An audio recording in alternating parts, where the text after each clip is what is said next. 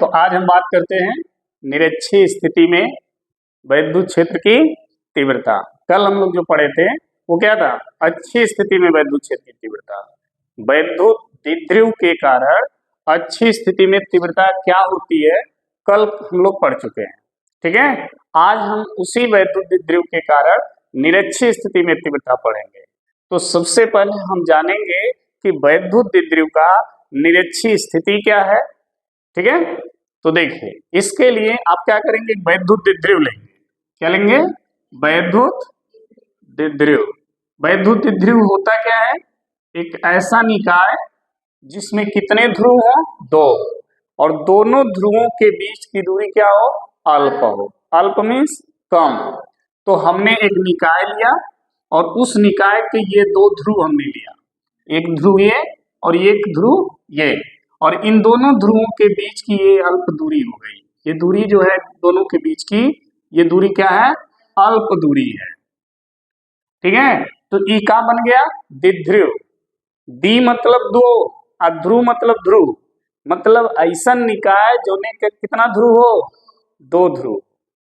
तो देखिए एक ये और एक ये हो गया, दो ध्रुव हो गए और इनके बीच की ये अल्प दूरी हो गई। इसी दूरी को हम द्विध्रुव की लंबाई भी कहते हैं। क्या कहते हैं? द्विध्रुव की लंबाई। ये लंबाई कितनी होती है? 2L या 2X या 2A।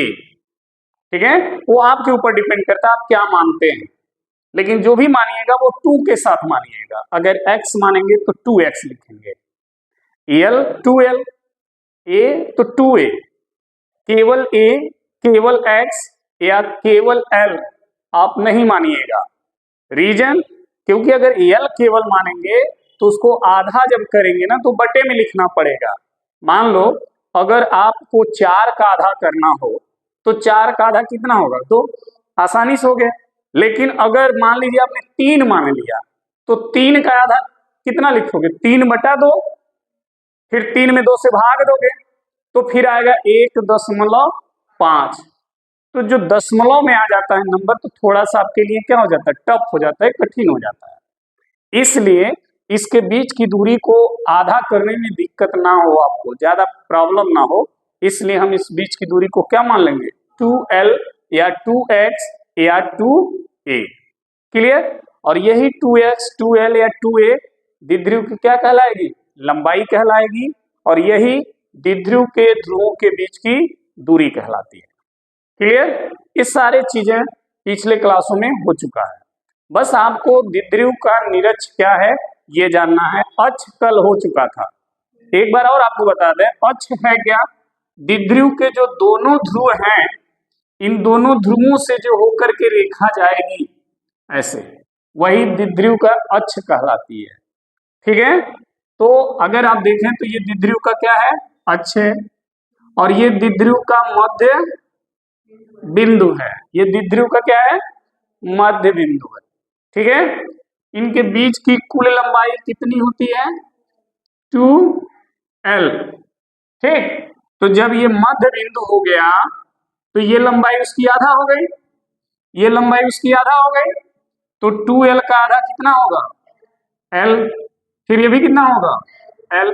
L L जोड़ेंगे 2L हो जाएगा। सही है? अच्छा, ये द्विध्रुव है। अब ये वैद्युत द्विध्रुव कब कहा जाता है इसको? जब दोनों ध्रुवों पर बराबर आवेश, चिन्ह में विपरीत, परिमाण में बराबर और चिन्ह में विपरीत, दोनों ध्रुवों पे जब आवेश आ जाते हैं तब इस द्विध्रुव को हम क्या कहेंगे? वैद्युत द्विध्रुव कहने लगेंगे। अभी इस पर कोई आवेश है नहीं है, केवल दो ध्रुव हैं और उनके बीच की ये दूरी है, तो अभी इसको हम क्या कहेंगे? द्विध्रुव। क्या कहेंगे? द्विध्रुव कहेंगे। लेकिन जैसे ही इन दोनों पर परिमाण में बराबर और चिन्ह में विपरीत आवेश रहेंगे तब इसका नाम क्या हो जाएगा? वैद्युत द्विध्रुव। क्या हो जाएगा? वैद्युत द्विध्रुव।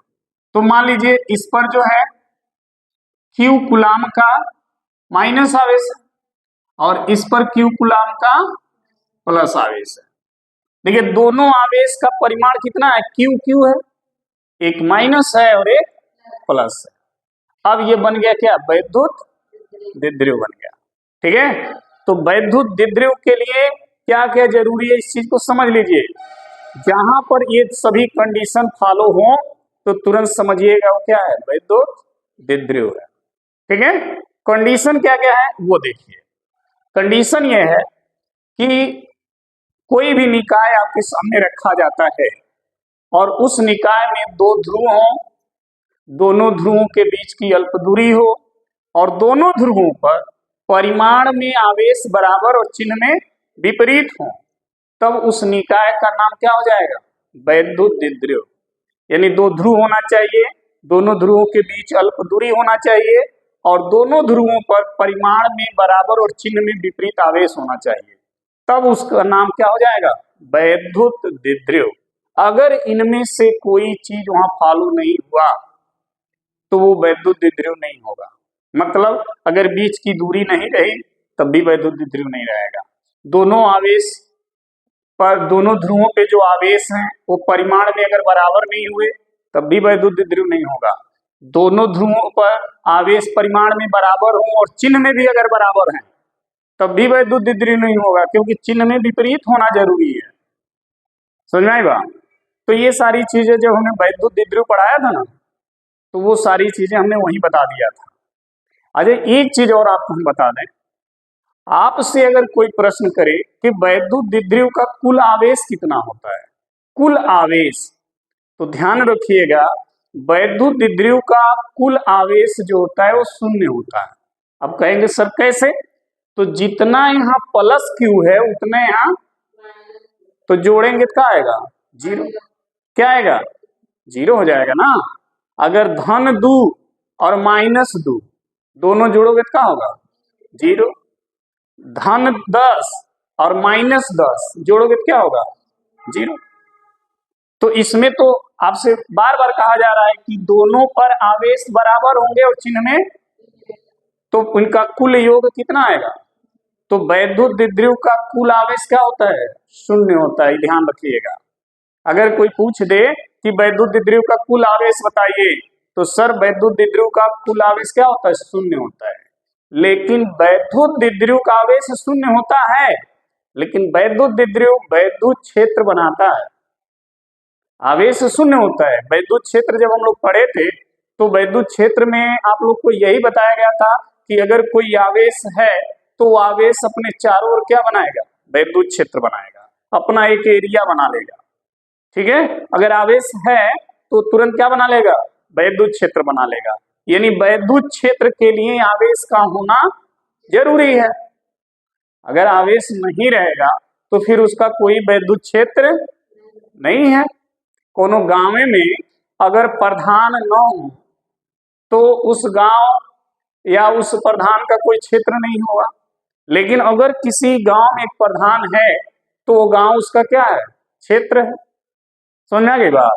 तो आवेश अगर वैद्युत क्षेत्र है तो ये जरूरी है कि वहां पर आवेश है, चाहे वो आवेश धन हो चाहे वो आवेश ऋण हो, लेकिन वहां पर आवेश है।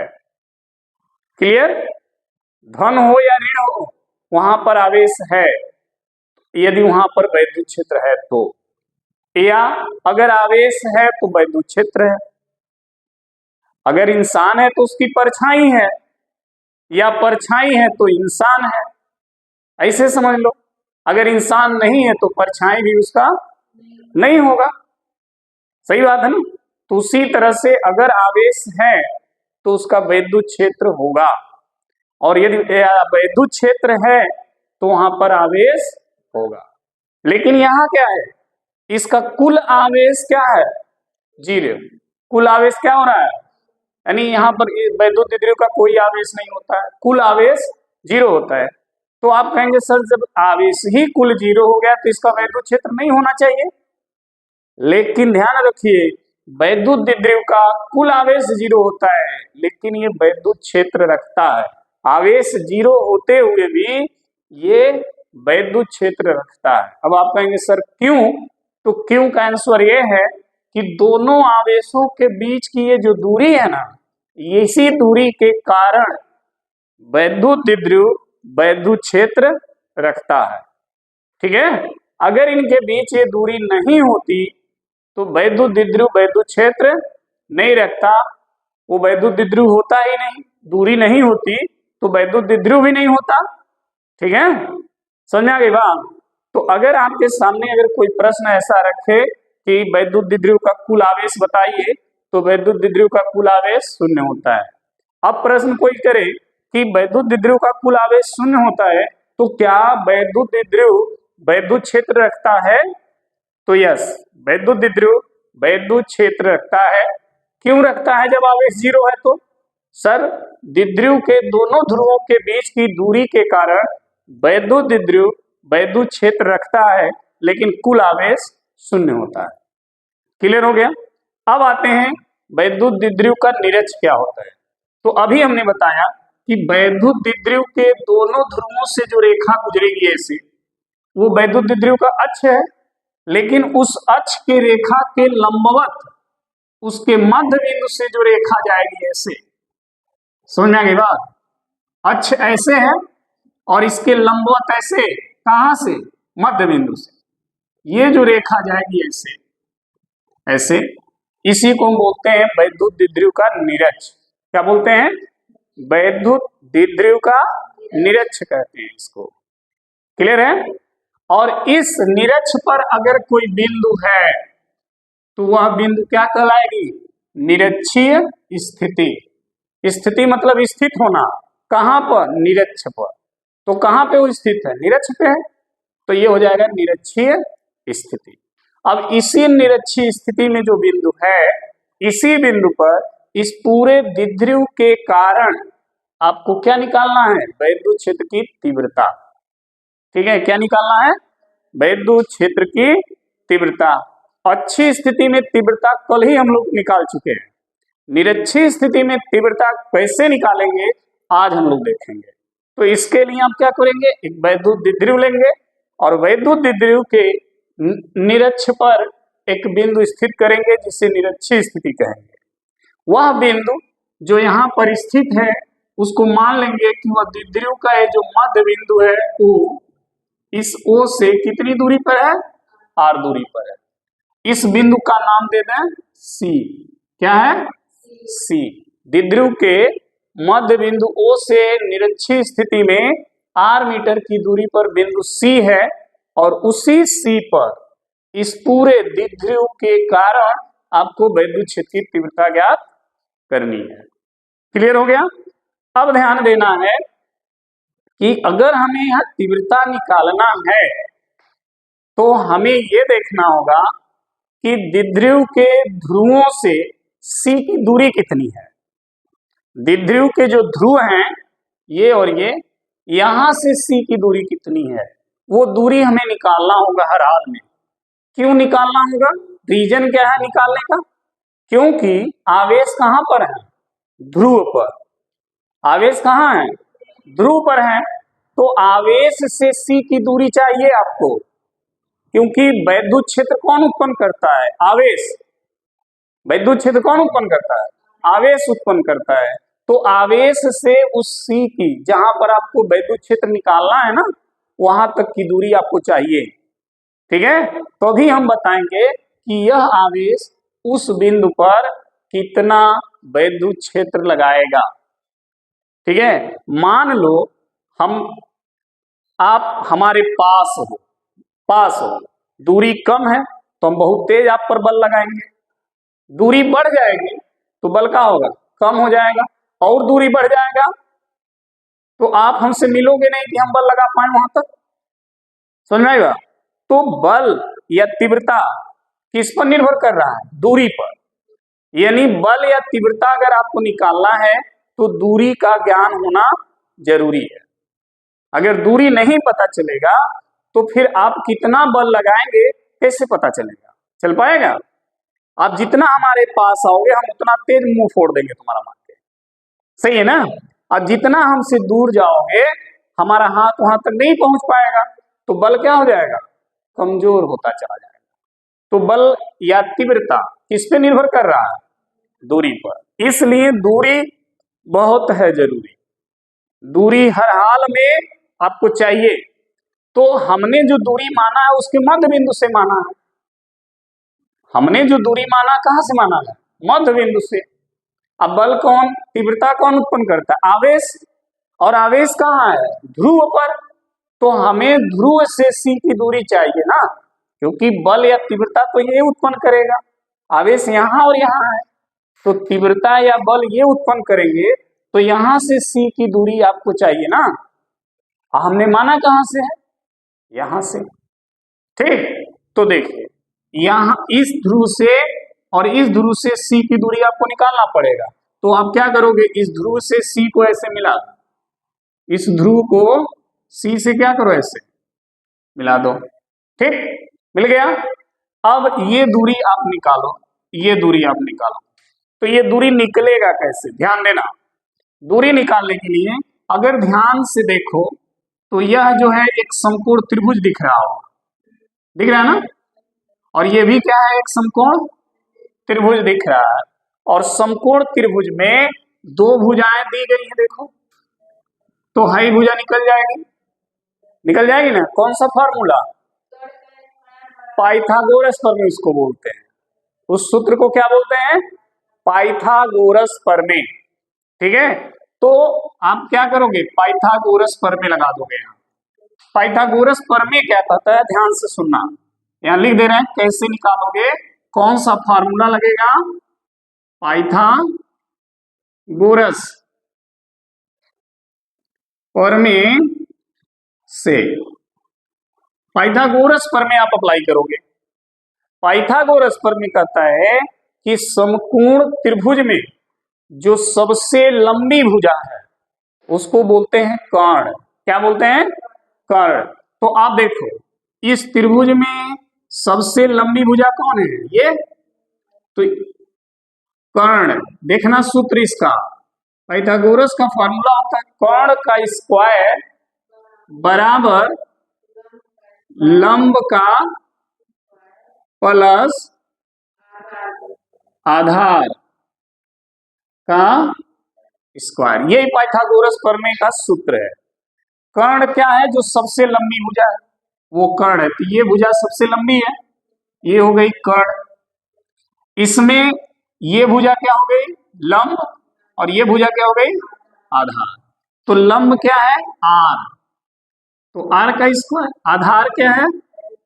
तो L का स्क्वायर। ये हो गया कर्ण का स्क्वायर।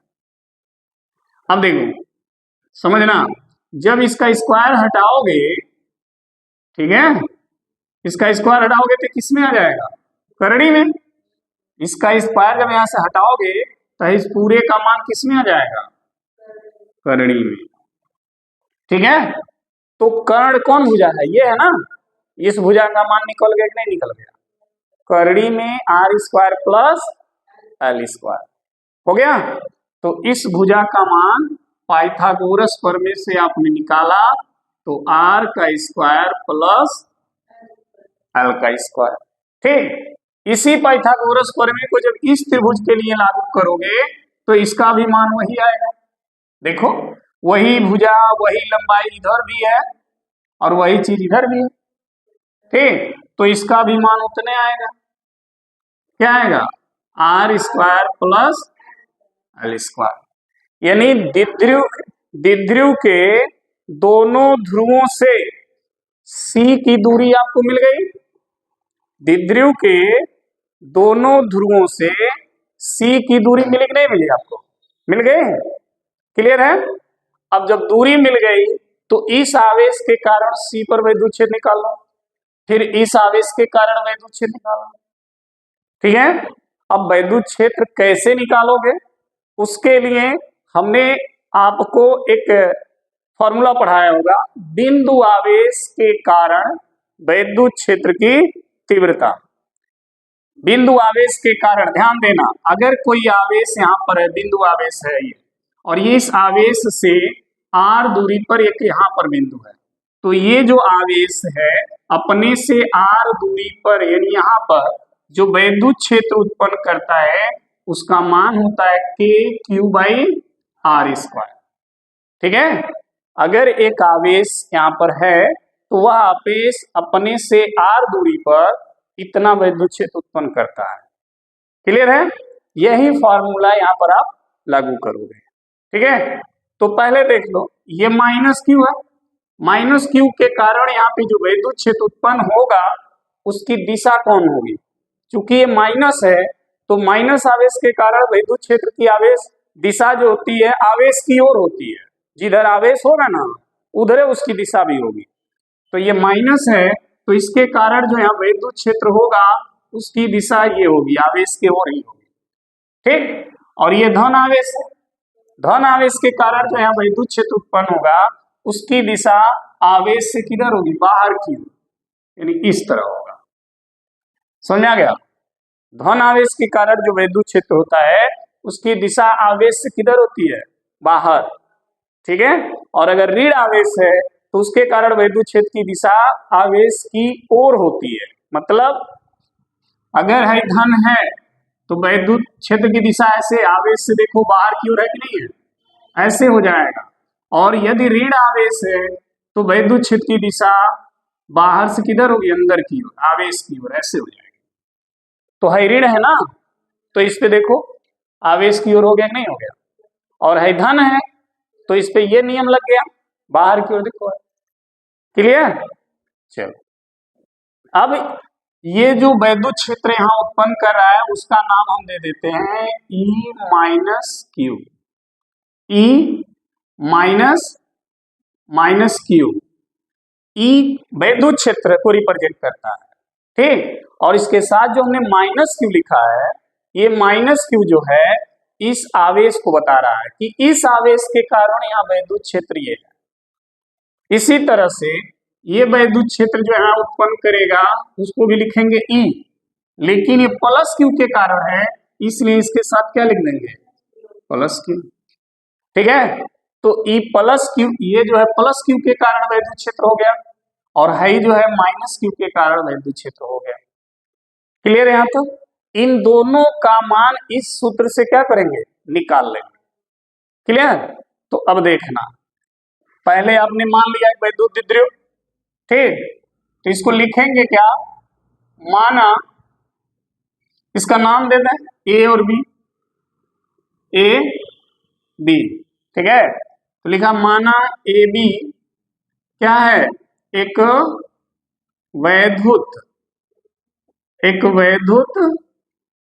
द्विध्रुव है, एक वैद्युत द्विध्रुव है। और जब ये वैद्युत द्विध्रुव होगा या वैद्युत द्विध्रुव है तो इसके साथ इसका आघूर्ण भी होगा। इसका क्या होगा? आघूर्ण। आघूर्ण क्या मापता है? इसकी शक्ति, इस द्विध्रुव की शक्ति को आघूर्ण से मापा जाता है। तो वो क्या होता है? पी, उसी को पी लिखते हैं, कल आपको पता भी होगा, बताया भी गया था। ठीक है, तो अगर ये द्विध्रुव है तो इसका आघूर्ण भी होगा। तो माना ए बी एक वैद्युत द्विध्रुव है जिसका द्विध्रुव आघूर्ण, द्विध्रुव आघूर्ण क्या है? पी है। इसका द्विध्रुव आघूर्ण क्या है? पी है। ठीक है, द्विध्रुव के मध्य बिंदु O से, ध्यान देना, द्विध्रुव के मध्य बिंदु O से R मीटर की दूरी पर किस स्थिति में है? हाँ, निरक्षीय स्थिति में एक बिंदु, एक कौन है? C। एक बिंदु क्या है? देखो, द्विध्रुव के मध्य बिंदु से निरक्षीय स्थिति में R मीटर की दूरी पर एक बिंदु C है। उसी पर आपको क्या ज्ञात करना है? वैद्युत क्षेत्र की, जहां वैद्युत क्षेत्र की तीव्रता ज्ञात करना है। समझ में आ गई बात। जहां बिंदु सी है वहीं पे तीव्रता निकालना इस पूरे द्विध्रुव के कारण। अब देखो -q और +q से C की दूरी कितनी है, करड़ी में r² + l²।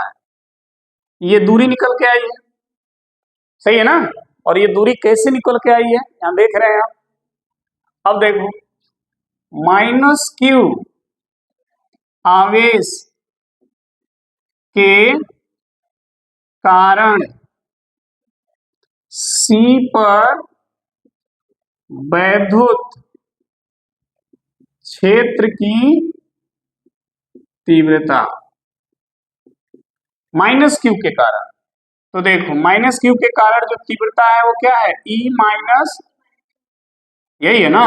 इस आवेश के कारण यहाँ पे जो तीव्रता है वो क्या है, E-q बराबर, अब ये फॉर्मूला अप्लाई करें, क्या है K, तो हमने लिख दिया K। चूंकि यहां पर आवेश Q था तो हमने Q लिखा है, यहां पर भी आवेश क्या है, माइनस है, तो चिन्ह नहीं लिखा जाता है, केवल उसका परिमाण।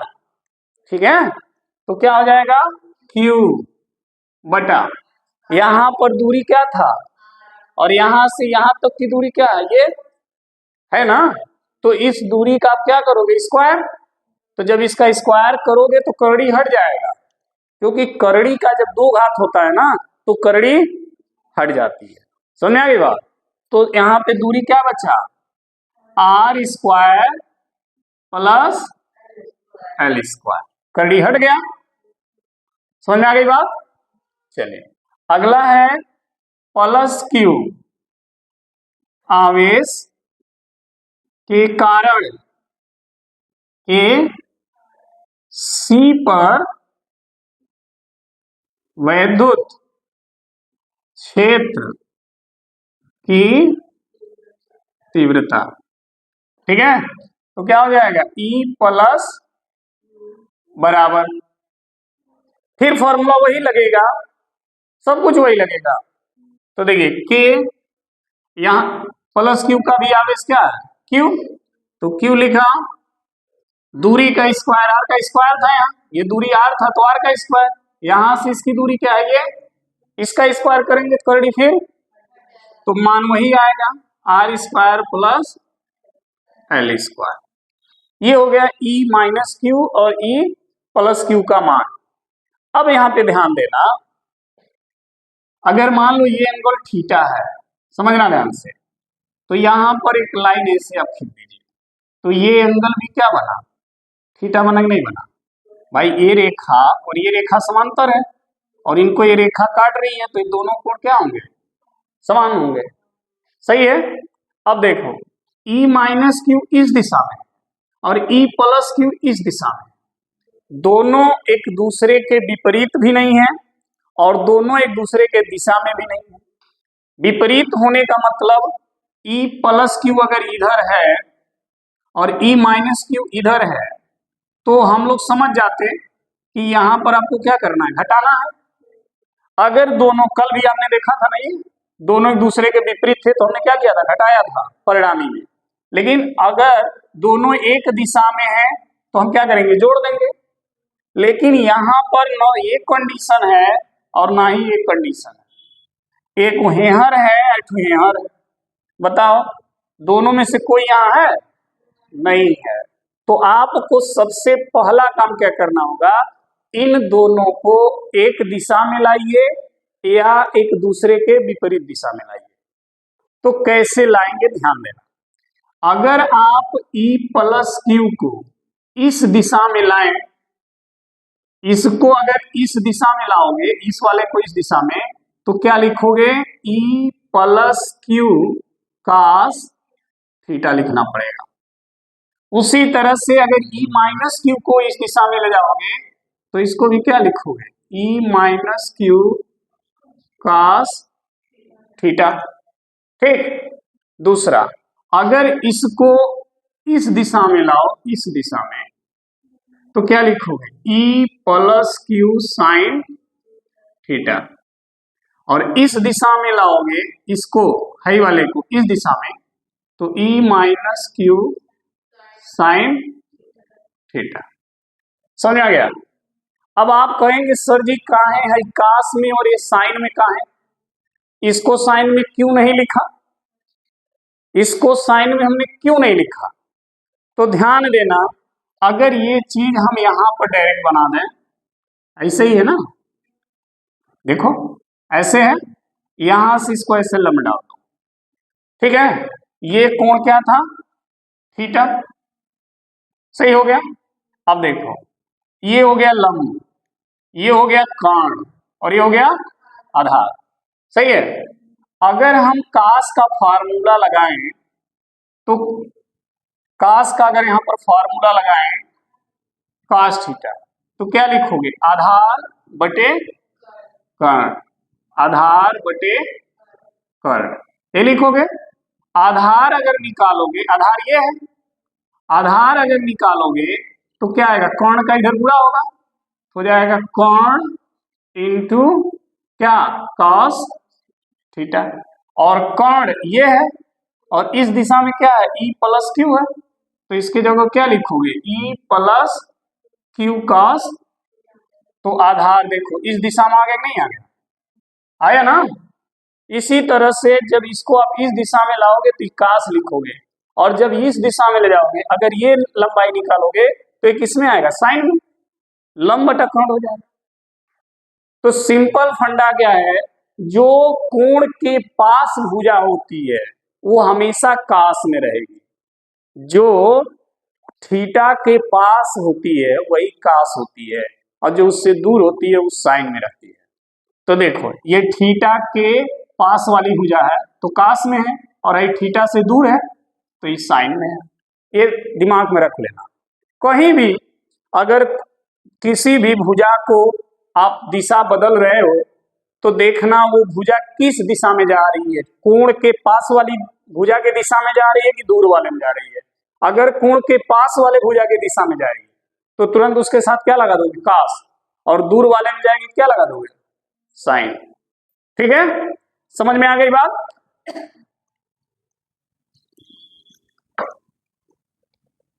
चलिए, तो अब देखिए यहां पर जो E माइनस क्यू है साइन थीटा, और जो E plus Q sine theta है, ये दोनों एक दूसरे के देखिए ठीक विपरीत है। एक नीचे की तरफ है और एक, दोनों एक दूसरे के क्या है? विपरीत है। दोनों के साथ साइन है, और दोनों के साथ, एक के साथ E प्लस क्यू और एक के साथ E माइनस क्यू, और E प्लस क्यू और E माइनस क्यू का मान देखो बराबर है। इसका मतलब कि E प्लस क्यू साइन और E माइनस क्यू साइन दोनों क्या है? बराबर है, और दिशा में क्या है? तो उनका परिणामी क्या आएगा? जीरो। जीरो नहीं आएगा। 5 न्यूटन के बल से कोई हमको इधर खींचे, अब 5 न्यूटन के बल से कोई हमको इधर खींचे, तो हम यहां से इधर उधर होंगे, दोनों का रिजल्ट क्या आएगा? जीरो हो जाएगा। समझ आ गया? तो E plus Q sine theta ऊपर की तरफ, E minus Q sine theta, अब दोनों क्या है? बराबर, तो इनका परिणामी क्या आएगा? जीरो हो जाएगा। ठीक है? तो यहां पे सबसे पहले हम लिखेंगे E प्लस क्यू और E माइनस क्यू का जो लंबवत घटक है, ये वाला और ये वाला, ठीक है, का लंबवत घटक क्या गया? E प्लस क्यू साइन और E minus Q sine theta बराबर, और दिशा में क्या है? विपरीत है। परिमाण में बराबर, किंतु दिशा में विपरीत है, जिससे इनका परिणामी क्या हो जाएगा? हाँ, परिणामी शून्य हो जाता है।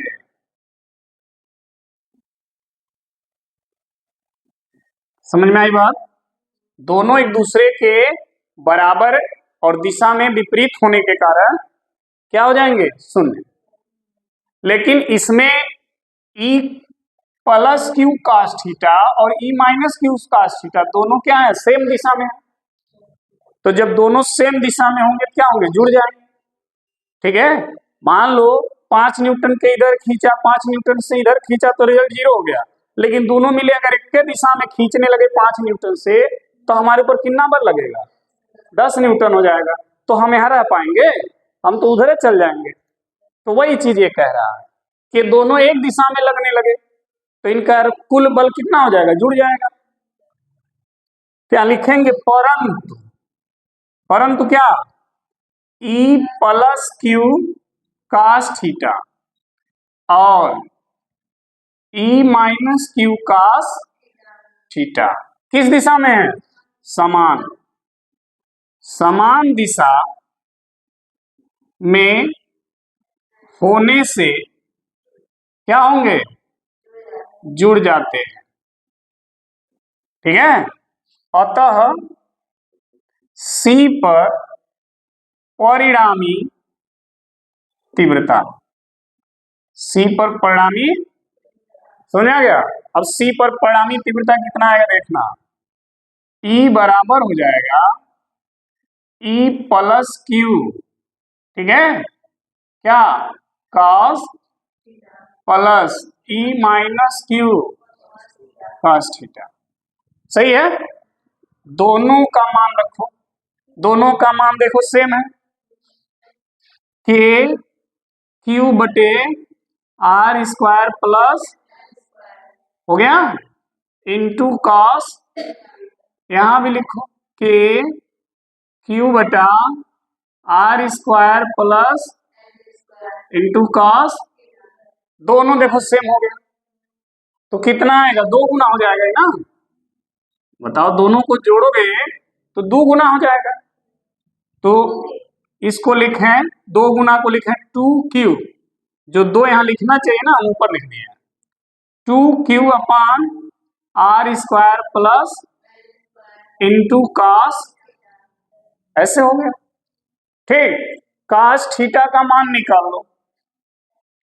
चूंकि कॉस थीटा, ध्यान देना लिखते समय, चूंकि कॉस थीटा का मान अगर यहां से निकालोगे, कॉस थीटा का मान अगर आप निकालते हो, ठीक है, तो देखिए कॉस थीटा का जो मान है हम इस त्रिभुज से निकाला, तो इस त्रिभुज से क्या होगा? आधार बटे कर्ण। तो आधार क्या है? L और कर्ण ये है, तो कॉस थीटा का मान हो जाएगा L बटे करणी में r square plus l square. सही है? अब देखिए करणी का मान कितना होता है? 1/, तो हम करणी में 9 लिख करके करणी का मान इसके ऊपर लिख रहे हैं 1/2। ये मान cos थीटा की जगह ये मान रख दीजिए, तो आपको क्या मिलेगा? E बराबर के 2, ध्यान देना 2Q upon r square plus l square, और cos थीटा का मान ये पूरा है, तो L बटा r square plus l square पर 1/2। सही है? अब आगे देखना, E बराबर क्या होगा? K, तो K लिख दिया, हाई जो 2 है उसको L के साथ लिख दो, तो हो जाएगा Q इंटू 2 बटा, यहां देखो ये ब्रैकेट में और इस ब्रैकेट में दोनों में मान सेम है। इस ब्रैकेट के ऊपर 1 घात है, इस ब्रैकेट के ऊपर 1/2 घात है, तो इसका 1 घात और 1/2 घात जोड़ोगे तो 3/2 हो जाएगा, होगा ना? देखो 1 धन 1/2, तो 2 1 2 और 1 3/2 हो जाएगा। तो इसको हम क्या करेंगे? लिखेंगे r square plus l square पे कितना? 3/2। सही है? अब देखो, चूंकि वेक्टर P बराबर क्या होता है? Q इंटू 2, कल यही फार्मूला था द्विध्रुव आघूर्ण का, यही सूत्र है, P का मान यही होता है, तो यहां रख दो P। तो वेक्टर E बराबर हो गया K वेक्टर P बाई नीचे बचा R square plus L square power 3/2 हो गया। सही है। अब देखो ये जो L है भाई वो R के तुलना में क्या है, छोटा है, नहीं है। R देखो इतना बड़ा है और L इतना छोटा है। तो जब छोटे राशि का 2 घात 3 घात करोगे तो राशि और छोट हो चली जाएगी। तो जब बहुत छोट हो जाती है तो उसको छोड़ देते हैं, जीरो नहीं मानेंगे, ध्यान रखिए। कल भी हमने बताया था अगर जीरो मानेंगे एल को अगर मान लीजिए हमने जीरो मान लिया, ये एल जीरो है, तो इसके जगह जीरो रखेंगे तो ये पूरा इनके बीच की दूरी कहाँ हो जाएगी, जीरो। अब बीच की दूरी अगर जीरो हो गई तो फिर वो वैद्युत द्विध्रुव कहाँ रहा। वैद्युत द्विध्रुव के लिए तो ध्रुवों के बीच दूरी होनी चाहिए ना, और अगर आपने एल जीरो मान लिया तो बीच की दूरी खत्म हो जाएगी, तो फिर वो वैद्युत द्विध्रुव नहीं रहा। ठीक है, इसलिए आप एल को जीरो नहीं मानेंगे, आप लिखेंगे एल को क्या किया हमने, छोड़ दिया। ठीक है, तो यहां लिखेंगे चूंकि एल लेस देन मतलब इस आर के तुलना में एल बहुत छोटा है, तो जब इसका स्क्वायर करेंगे तो और छोटा होगा, तो एल स्क्वायर को क्या करेंगे, छोड़ देंगे। क्या लिखेंगे, छोड़ने पर। तो इसको आप छोड़ देंगे तो आपके पास क्या बचा, आर पे 2 घात और इसके ऊपर 3/, आई देखो 2 से 2, तो E बराबर क्या मिला आपको, E बराबर मिला K P बाई R पे Q, ये मिला। ये हो गया वैद्युत द्विध्रुव के कारण निरक्षीय स्थिति में तीव्रता। कल आपने जो पढ़ा था वो अच्छी स्थिति में तीव्रता था, आज ये निरक्षीय स्थिति में। कल का जो फार्मूला आपने अच्छी स्थिति में निकाला था, ध्यान दीजिएगा, अच्छी स्थिति का जो फार्मूला आया था वो ये आया था 2P/RQ, और निरक्षीय स्थिति का फार्मूला ये आया। दोनों में अंतर कितने का है, 2 का। मतलब निरक्षीय स्थिति में जो तीव्रता है उसका 2 गुना अच्छी स्थिति में तीव्रता है। ये अच्छी स्थिति है और ये निरक्षीय स्थिति का है, तो इसमें 2 नहीं है, इसमें 2 है, मतलब हाई जो है इसका कितना है, 2 गुना। तो अगर प्रश्न आता है कि अच्छी स्थिति और निरक्षीय स्थिति के तीव्रता में क्या संबंध है, तो लिखेंगे अच्छी स्थिति की तीव्रता निरक्षीय स्थिति के तीव्रता का कितना है, 2 गुना है। तो देखिए यहीं पर एक स्टार ऐसे बना लीजिएगा और लिख लीजिएगा E अक्षीय बराबर होगा 2 गुना E निरक्षीय। समझ आ गई बात। E अक्षीय जो है E निरक्षीय का कितना है, 2 गुना। ठीक, कब दोनों की दूरी क्या रहे, सेम रहे, आर ए भी है तो आर ए भी है। अगर दोनों की दूरी बराबर पर रखी जाए तो अच्छी स्थिति की तीव्रता हमेशा निरक्षीय स्थिति की तीव्रता से कितनी रहेगी, 2 गुनी रहेगी। लेकिन अगर दूरी बदल देंगे तब तीव्रता क्या होगी, बदल जाएगी, क्योंकि हमने पहले ही बताया कि तीव्रता या बल किस पे निर्भर करता है, दूरी पर। दूरी बदलेंगे तो बदल जाएगा। क्लियर, समझ में आ गया अच्छे से। ठीक है, तो फिर नोट कर लीजिए।